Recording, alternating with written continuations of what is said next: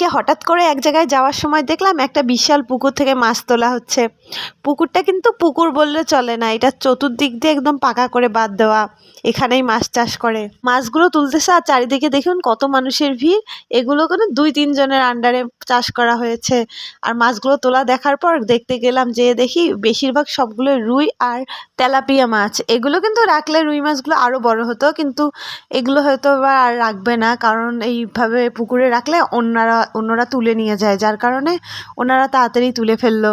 এই পুকুরটা কিন্তু উপজেলা পরিষদের, মানে ওখানকার মানুষে এইগুলো চাষ করে, এগুলো কিন্তু সাধারণ মানুষের না। ওনারা যেরকম কাজ করার ফাঁকে ফাঁকে এভাবে মাছ চাষ করে আর নিজের পরিবারের চাহিদাটা মেটায়। এই মাছগুলো কিন্তু বিক্রির জন্য না, একটাও বিক্রি করা হবে না, এগুলো শুধু ভাগ করে যারা চাষ করেছে তারা নিবে তাদের বাড়ির জন্য।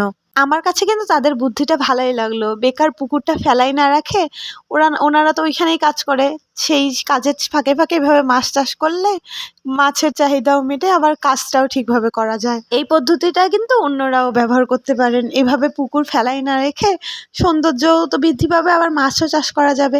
আর মাছের পেছনে তো তেমন কোনো কষ্ট করতে হয় না, মাছ একাই একাই খাদ্য খেয়ে বড় হয়। কিছু খাদ্য দেওয়া লাগে আর বাকি খাদ্য প্রাকৃতিকভাবেই সৃষ্টি হয়। তাই আপনারাও চেষ্টা করবেন এভাবে মাছ চাষ করার। আমার ভিডিওটা আপনাদের কাছে কেমন লাগলো জানাবেন।